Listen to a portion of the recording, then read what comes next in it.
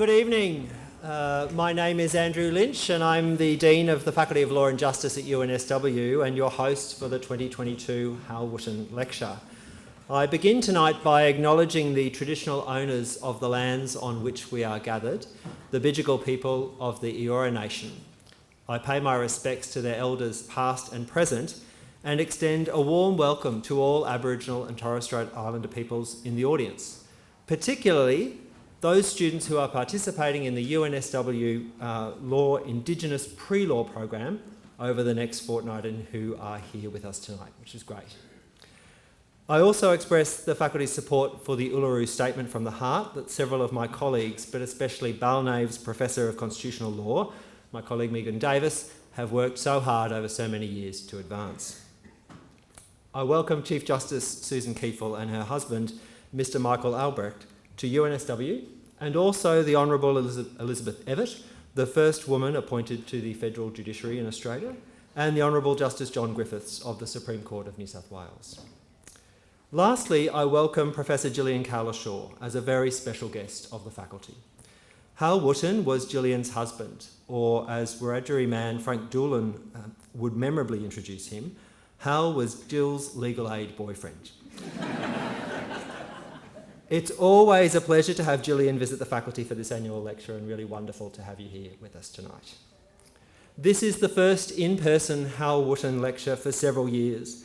The series, a highlight in our annual calendar, commenced in 2006 as a commemoration of our founding dean's remarkable vision for both legal education and this faculty that he established, and also roles law in society and the responsibilities of lawyers, including law students, as members of a profession. The lecture has been given by a remarkable roll call of Australian and international lawyers, judges and academics. Hal, of course, was all three of those across his long life, and so fittingly, he himself once delivered the lecture named in his own honour. But other jurors to speak have included former High Court Chief Justice Sir Gerard Brennan and Justice Michael McHugh. Tonight, however, is the very first time the lecture has been given by the serving Chief Justice of Australia, and we're so grateful to Her Honour for making the time to join us. After Her Honour's lecture, Emeritus Professor and former Dean Paul Redmond will offer a formal vote of thanks on behalf of the faculty. Now, on occasions such as this, with so prominent a speaker, I'm often unsure what, if any, introduction may be needed. But Hal used to invoke an expression of Justice Holmes about a life lived greatly in the law, and it at least should be made plain to everybody that tonight's speaker has certainly lived such a life. So I do want to pass on and introduce our guest speaker by saying that Her Honour was born in Cairns in Queensland, and I'd point out for any Queenslanders present that while just 8 justices have been appointed to the High Court from that state in over 120 years, impressively 4 of them have been appointed Chief Justice. Her Honour completed her secondary education and legal qualifications at night while working before being admitted to the Queensland Bar in 1975. She completed a Master of Laws at Cambridge University in 1984, where she was awarded the C.J. Hampson Prize in Comparative Law. And in both Her Honour's swearing-in speeches to the High Court, first in 2007 and then into the role of Chief Justice in 2017, Her Honour reflected on the benefits of comparative legal analysis for informal legal and judicial reasoning. Informed legal and judicial reasoning, sorry. It's probably good for informal legal reasoning also. The Chief Justice became the first woman in Queensland to be appointed Queen's Counsel in 1987. She became a Justice of the Supreme Court of Queensland in 1993 and a Justice of the Federal Court of Australia in 1994. From 2003 to 2007, Her Honour served as a part-time Commissioner of the Australian Law Reform Commission and she was awarded the Companion in the General Division of the Order of Australia in 2011. She was, as I've noted, appointed to the High Court in 2007 and in 2017 became the 13th Chief Justice of Australia. Her Honour holds a number of honorary academic appointments, including at her old college, Wolfson College in Cambridge. She's a member of the International Academy of Comparative Law and an honorary bencher of the Honourable Society of Greys in London. Her lecture tonight is titled A Nudge in the Right Direction, Some Landmark Cases and the Development of the Law. please welcome the Honourable Susan Kiefel, Chief Justice of Australia.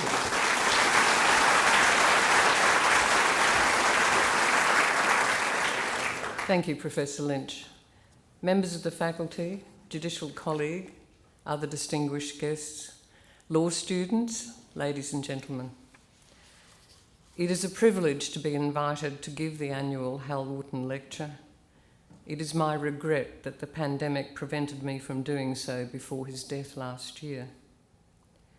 John Haldon Wootten AC QC was many things: a solicitor, a barrister, a Queen's Counsel, Foundation President of the Aboriginal Legal Service, a Judge of the Supreme Court of New South Wales, Chairman of the New South Wales Law Reform Commission.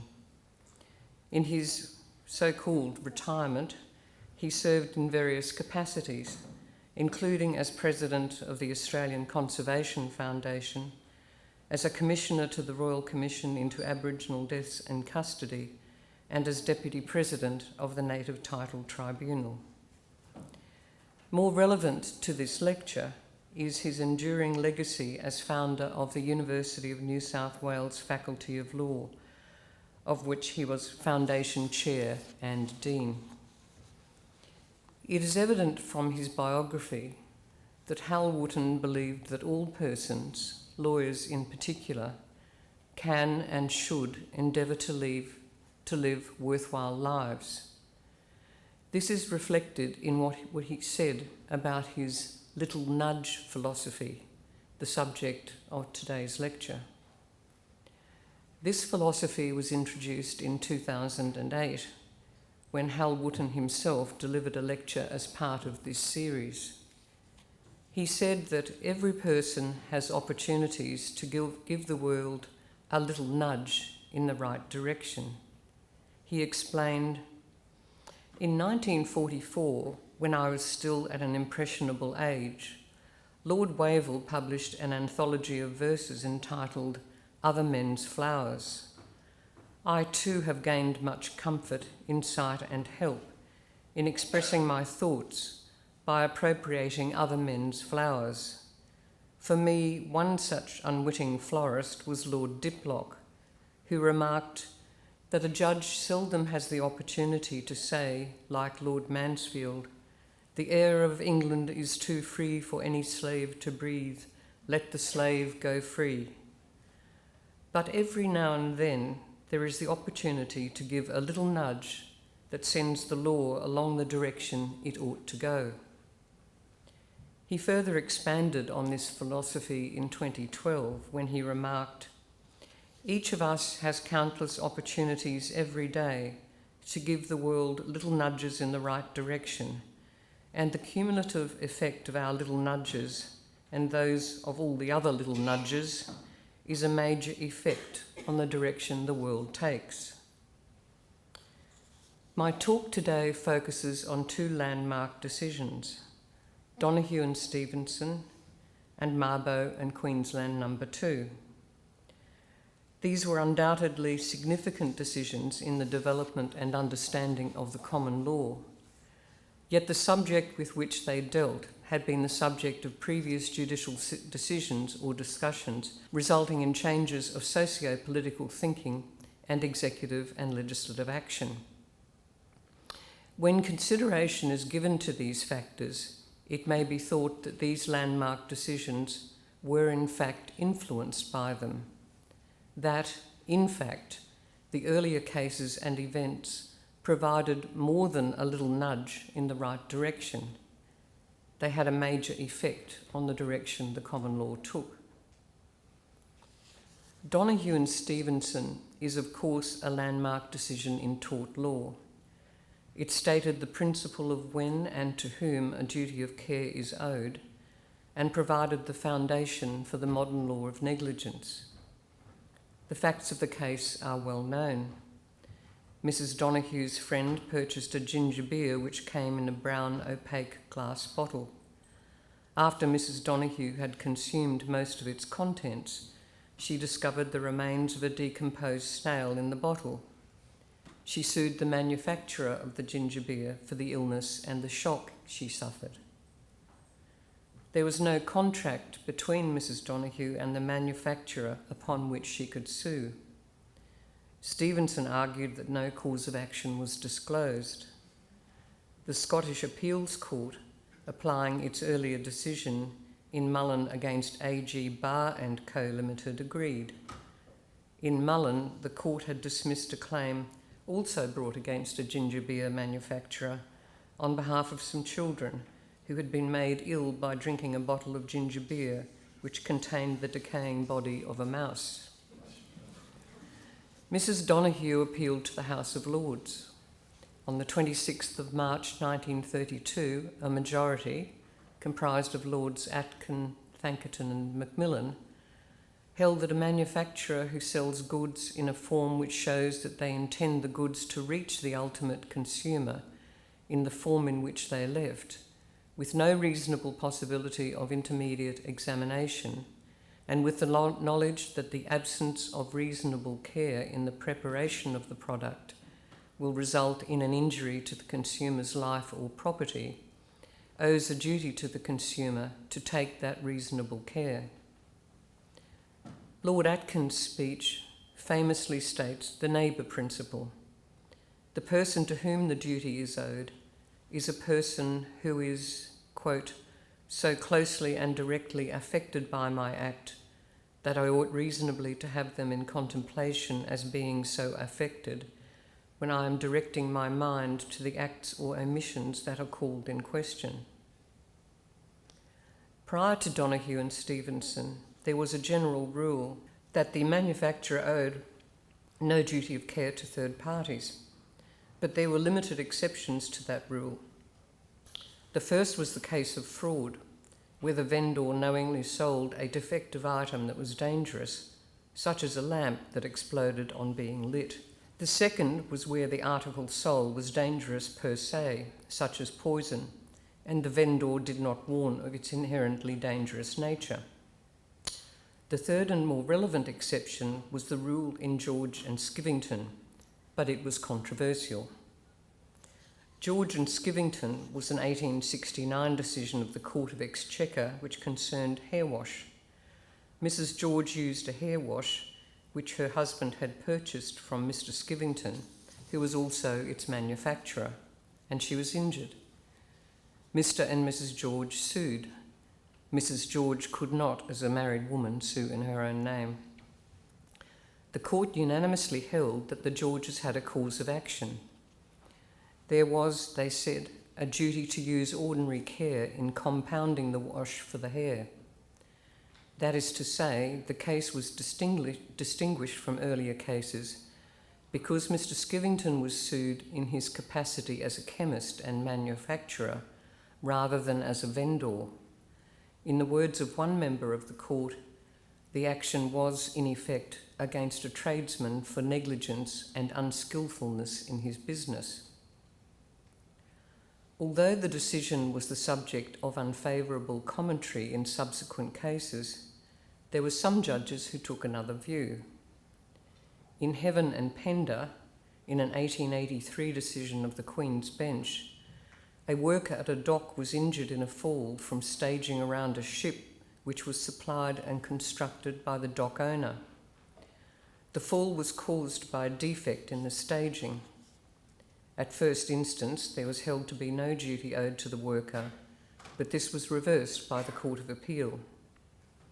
Lord Justices Bowen and Cotton held that the duty arose from the invitation or inducement of a dock owner to persons like the plaintiff to use the dock and its appliances.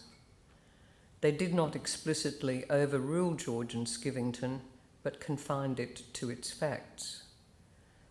Brett, Master of the Rolls, later Lord Esher, took the opportunity to draw upon that decision to formulate a wider principle of negligence. It was in these terms. Whenever one person is by circumstances placed in such a position with regard to another that everyone of ordinary sense who did think would at once recognise that if he did not use ordinary care and skill in his own conduct with regard to those circumstances, he would cause danger of injury to the person or property of the other, a duty arises to use ordinary skill and avoid such a danger. In the 1893 decision of Le Livre and Gould, the now Lord Isher further expanded upon his decision in Heaven and Pender, stating, "That case established that, under certain circumstances, one man may owe a duty to another, even though there is no contract between them. If one man is near to another, or is near to the property of another, a duty lies upon him not to do that which may cause a personal injury to that other, or may injure his property." In Donoghue and Stevenson, Lord Atkin cited each of George and Skivington and Lord Isher's dicta in Heaven and Pender and Le Livre and Gould in support of his wider formulation. Lord Atkin also benefited from a decision of Justice Cardozo, then a member of the New York Court of Appeals, prior to his appointment as a Justice of the United States Supreme Court. In Macpherson and Buick Motor Company, the plaintiff was injured when one of the wheels of the car he was driving collapsed due to a defect in the wheel, which could have been discovered by inspection. The plaintiff sued Buick as the manufacturer of the vehicle. It denied liability on the basis that the plaintiff had purchased the car from a dealer and therefore it owed no duty to the plaintiff. This position was similar to that prevailing in England. Justice Cardozo, writing for the majority, held that the defendant had a duty of care to the plaintiff, and in doing so expressly approved Lord Isher's dictum in Heaven and Pender. His Honour said that if a thing is made negligently, it is likely to place life and limb in peril, and will be used without further test or inspection, then the manufacturer of it is under a duty to make it carefully. The two other law lords in the majority in Donoghue and Stevenson, Lords Thankerton and Macmillan, were also influenced by a previous judgment. It may be recalled that in the 1929 decision of Mullen and A.G. Barr & Co., the court held on materially the same facts as Donoghue and Stevenson that there was no duty owed to the plaintiffs. In that case, Lord Hunter dissented and referred to Lord Isher's dictum in Heaven and Pender as forming a useful guide. Both Lords Thankerton and Macmillan referred to Lord Hunter's dissent with approval and expressly overruled the majority in Mullen.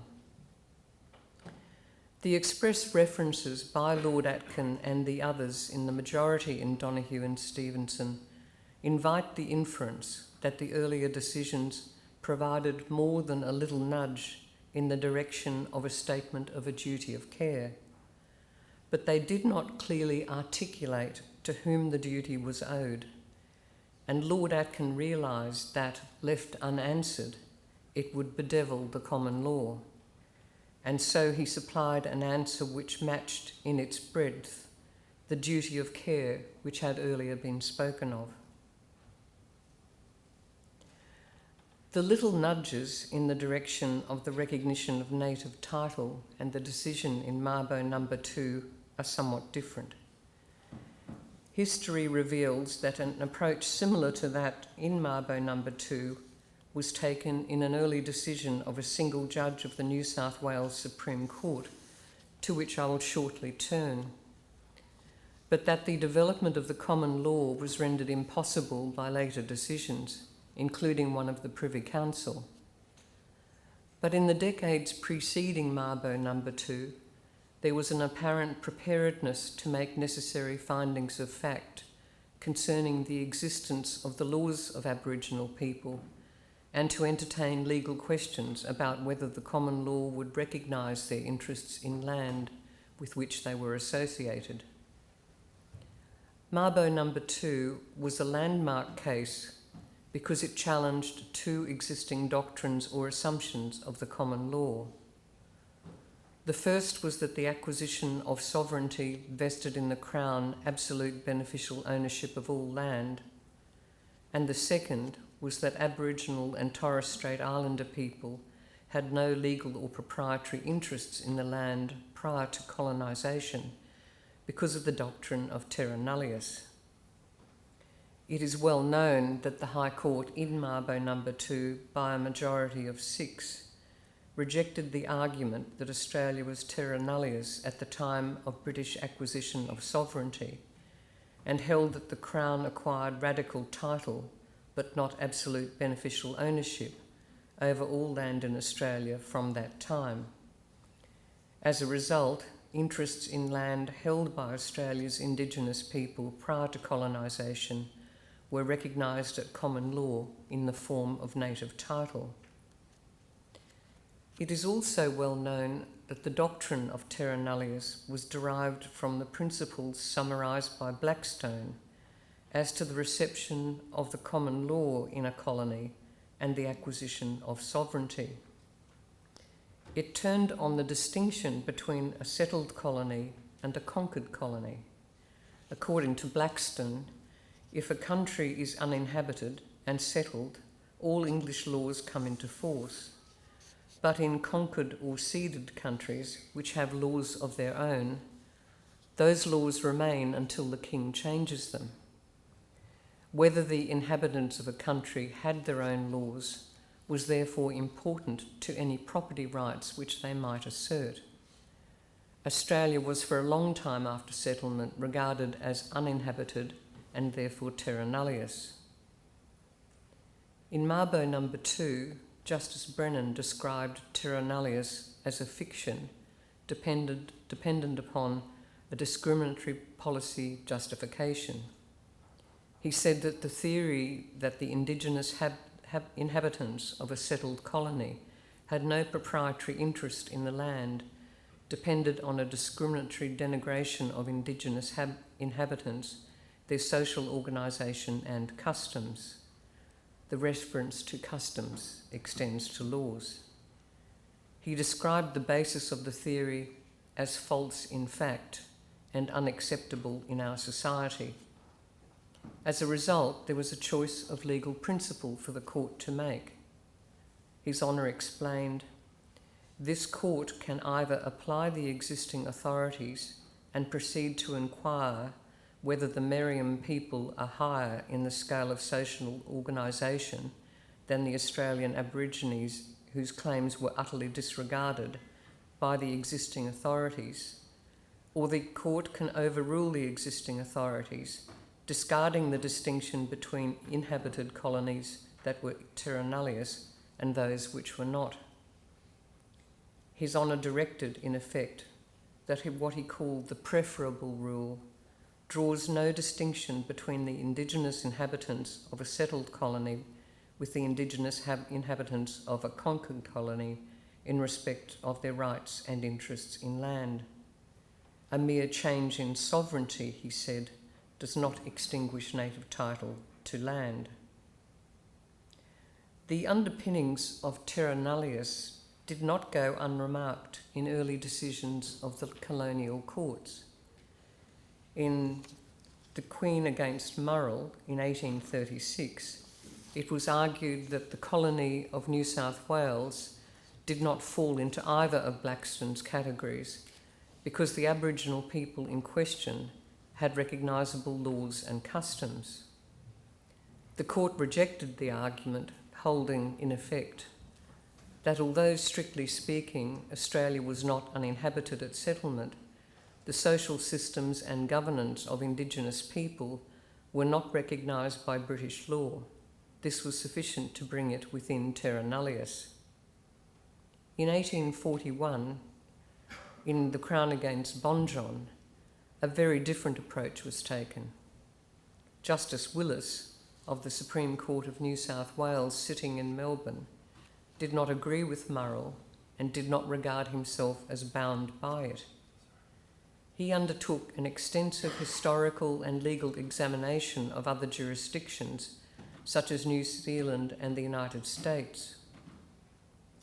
He rejected the proposition that either of Blackstone's categories applied to Australia, for it was neither unoccupied nor was gained by conquest or ceded under treaty.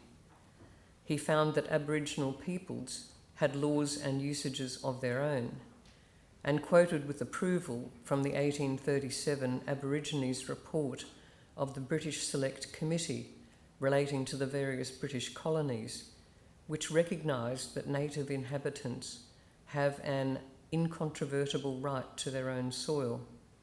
He compared the rights of Aboriginal Indigenous people with native people of other colonies. It has been suggested that Bonjon is analogous, if not equivalent, to the Mabo decision, but was reached 150 years earlier by an irascible judge in the bush town of Melbourne. Nevertheless, it was not followed. In Cooper and Stewart in 1889, the Privy Council described New South Wales as a colony which consisted of a tract of territory practically unoccupied. And in Attorney General of New South Wales against Brown, the wastelands of the colony were held to belong to the Crown. But as Justices Dean and Gaudron were later to observe in Mabo No. 2, the comments in these cases did not go to the heart of the issues in Mabo and were mere obiter dicta. The nudge that Bonjon gave the law may have stalled, but a shift in judicial attitudes would be discernible in the 20th century. Millerprum and Nabalco Proprietary Limited, which came to be known as the Gove Land Rights case, was the first claim for customary land rights in Australia. It was decided in 1971. In it, the Yolngu people sought to challenge a mineral lease granted by the Commonwealth on the basis that they had exclusive title to the land. Justice Blackburn in the Supreme Court of the Northern Territory considered that he was bound by precedent, such as Cooper and Stewart, to hold that the Yolngu system could not be recognised by the common law.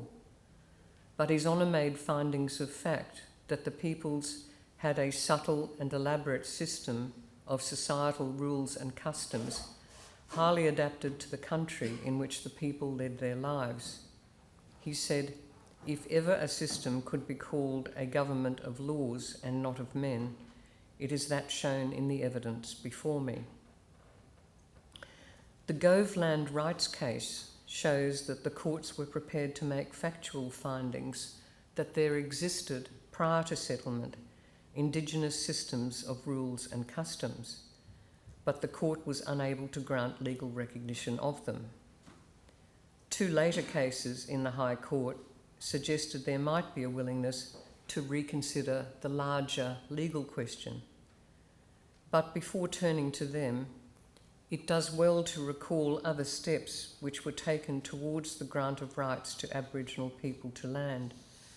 They are likely to have provided some context in which the later cases, culminating in Mabo No. 2, came to be decided.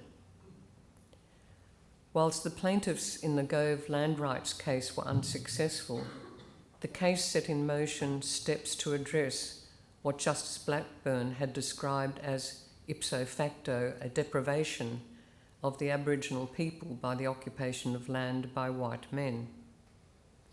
A week after the judgment, Prime Minister McMahon announced the creation of the Ministerial Committee on Aboriginal Affairs, but its recommendations were not taken up. The inaction was criticised and gave rise, amongst other actions, to a most enduring protest, the establishment of the Aboriginal Tent Embassy.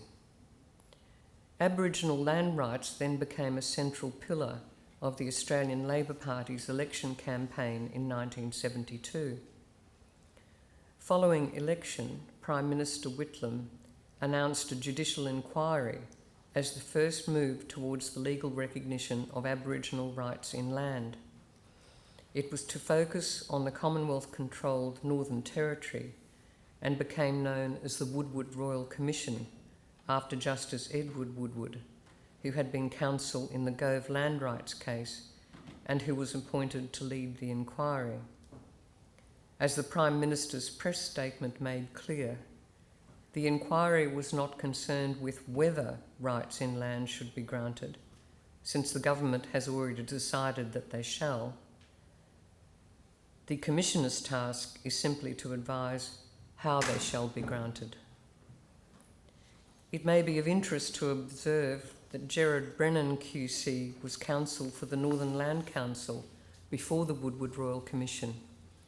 He later said that this experience gave him some appreciation of the complexities of land title arising under the common law when he came to write the lead judgment in Mabo No. 2.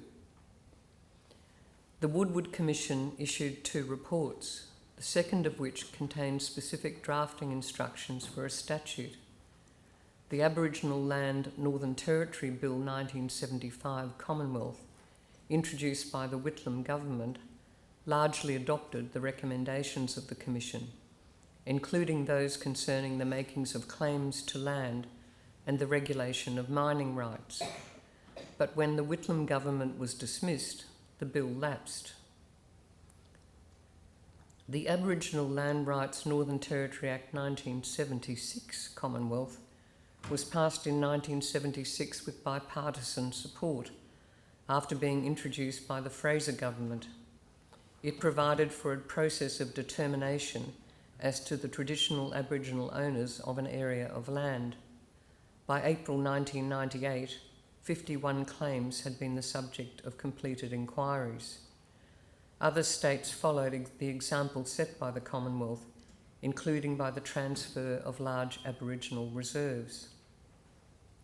Returning then to the courts, in 1979, in Co against the Commonwealth, the appellant argued before the High Court that the acquisition of sovereignty over the east coast of Australia was properly characterised as acquisition by conquest, and asked the court to find the existence of an Aboriginal nation which had exclusive sovereignty over Australia prior to European settlement.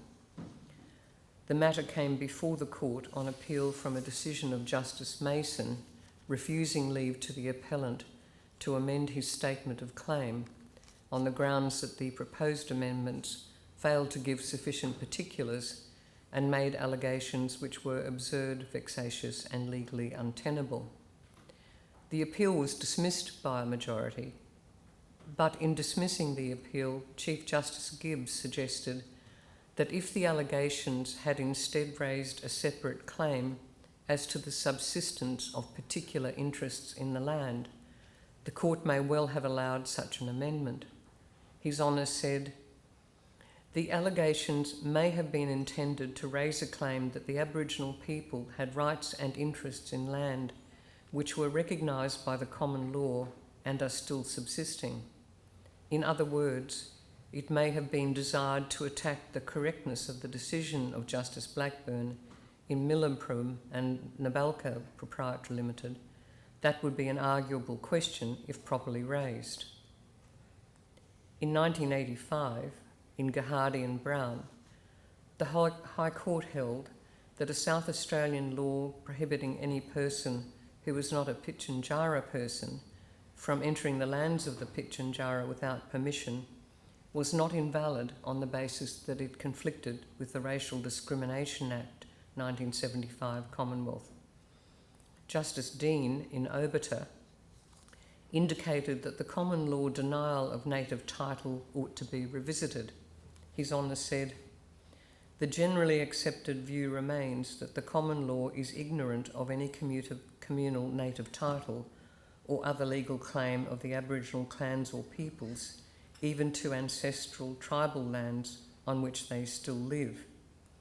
If that view of the law be correct, and I do not suggest that it is not, the common law of this land has still not reached the stage of retreat from injustice, which the law of Illinois and Virginia had reached in 1823, when Chief Justice Marshall in Johnson and McIntosh accepted that, subject to the assertion of ultimate dominion, including the power to convey by title by grant by the state, the original inhabitants should be recognised as having a legal as well as a just claim to retain the occupancy of their traditional lands.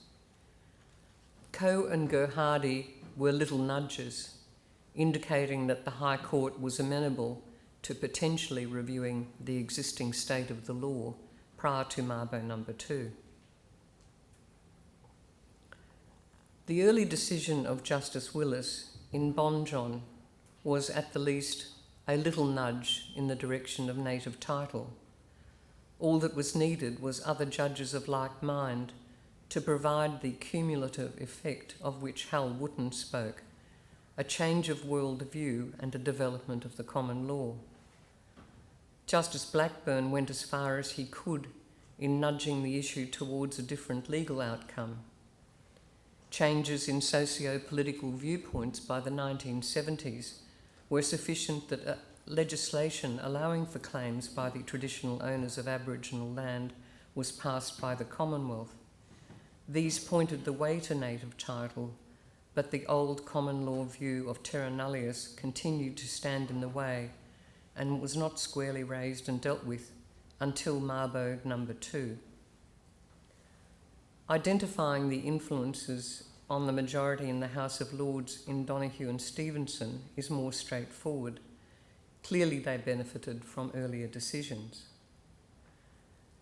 But regardless of the clarity and extent of the influence, I think it may be said that the law, or the course that the law might take, had been nudged in the right direction.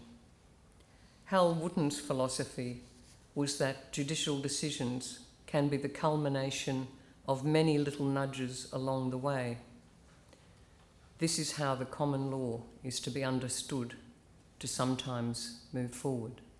Thank you for your attention.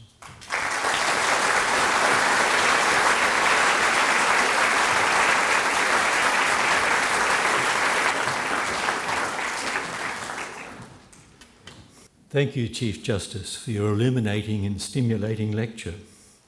We acknowledge with gratitude your generosity in sharing that scarcest of judicial resources, your time, and that most capacious resource, your knowledge and your wisdom. We are in your debt for both gifts. Chief Justice, we thank you also for the careful tracking of the nudge paths of these two major decisions. For Donoghue and Stevenson, as you have just said, they were primarily judicial. For Mabo No. 2, you reveal more complex vectors of legal development, including the socio-political. We are indebted for your map-making and analysis. All present tonight are aware that Sir Gerard Brennan died on 1 June this year.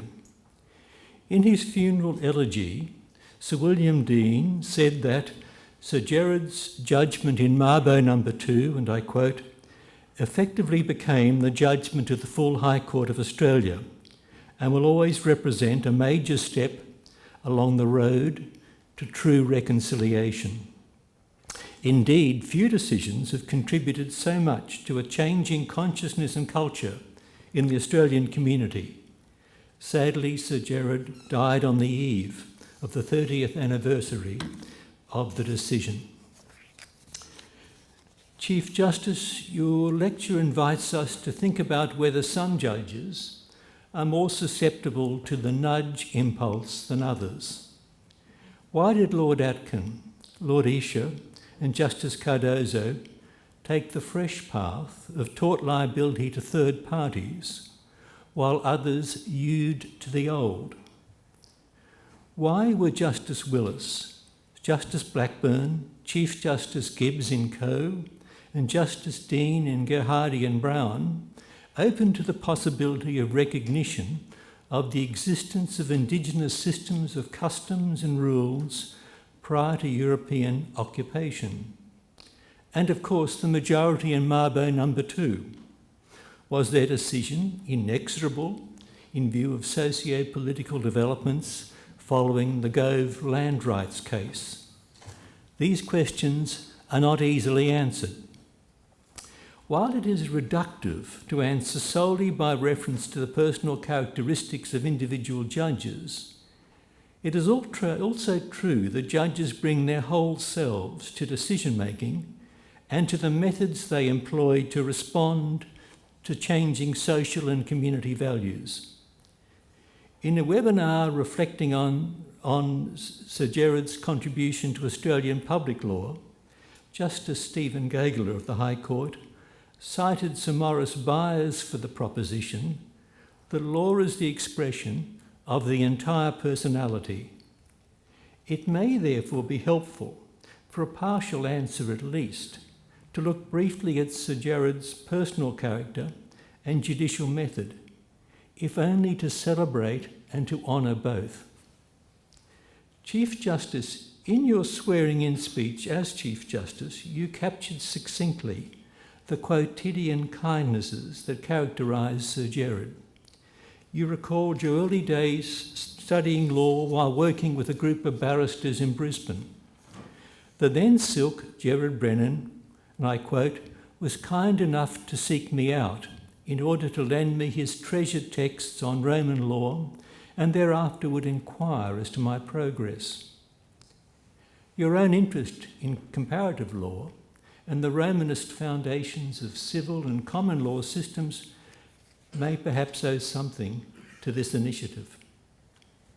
Similarly, in his funeral eulogy, Sir William Dean considered, and I quote, the most important of Jed's qualities, that he cared so profoundly, not only about Pat, his wife, their family and many friends, but about people and things generally, particularly in justice and those in need. These personal qualities of kindness, humility, and generosity of spirit endeared him to staff and students at this law school. His first connection came when he spoke at the dinner in 1996 to celebrate the 25th anniversary of the law school. When he retired from the High Court 2 years later, he gladdened us immeasurably by accepting appointment as a Foundation Scientia Professor of Law. There were many highlights of his time here, not least his memorable participation in the rarest and richest of partnerships with the late Professor George Winterton in the latter's course on the High Court.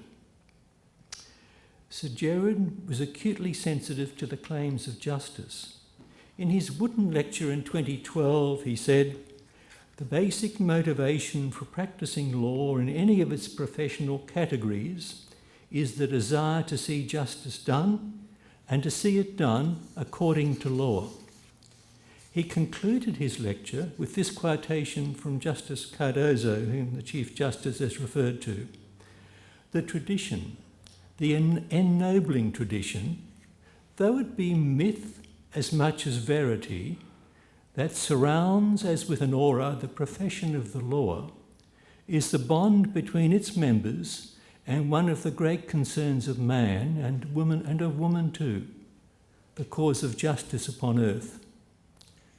Of his judgment in Mabo No. 2, Belinda Baker and Stephen Gageler, writing in the Oxford Companion to the High Court, said that Sir Gerard's, and I quote, "careful formulation of a common law doctrine of native title reversed a strongly perceived yet deep-rooted injustice within the Australian legal system, without fracturing, in the words of Sir Gerard, the skeleton of principle that gives the body of our law its shape and internal consistency." His well-developed conception of a limited judicial role was expressed in Dietrich as, quote, "the Rubicon that divides the judicial and legislative powers." Further, as you said, Chief Justice, in the ceremonial sitting of the court to honour Sir Gerard, I quote, "unprincipled judicial discretion was anathema to him. What was necessary was consistency and predictability." Nonetheless, in numerous judgments, he renewed the law to achieve a just result, reflecting contemporary values, but within the framework of principled judicial reasoning and method. His judgment in Mabo No. 2 is perhaps the exemplar. In the webinar that I mentioned, Justice Gageler summarised Sir Gerard's contribution in these words. More than once in his extra-curial writings, Sir Gerard referred to Learned Hand's posthumous tribute to Benjamin Cardozo, published in the Harvard Law Review in 1939. Hand referred to the, quote, customary laws of English-speaking peoples as a structure made by the hands of generations of judges, each professing to be a pupil, yet each in fact a builder, who has contributed his few bricks and a little water, often indeed under the illusion that he has added nothing. Justice Gageler continues, Sir Gerard Brennan was a judge who should not have been under any such illusion. To the question of what he added to Australian public law, the answer can be given with a precision which I think would have pleased him. He added its essential unity, its guiding principle, and, more than that, he added its moral compass. Chief Justice, you have reminded us of the countless opportunities we have to give the world little nudges in the right direction. Along with a lifetime of nudges, Hal Wooten gave Australian legal education something of a shove with his vision of this law school and for what legal educators might aspire to. These Wooten lectures commemorate and honour that vision. Hal's invitation is extended to each of us to give law and the cause of justice a nudge. Professor Julius Stone, whom so many former students here tonight will surely remember fondly, he was here in the early decades of this law school. He was particularly fond of the injunction from the Rabbinical Book of the Fathers. I quote, "It is not for you to complete the task, neither are you free to desist from it." It is a sombre thought. Thank you again, Chief Justice, for your generosity in making time to speak to us this evening and for sharing so generously your reflections, your wisdom, your experience and your encouragement. On behalf of tonight's full house and the Faculty of Law, I extend again our deep thanks and gratitude, and I invite you all to join me again in expressing those thanks.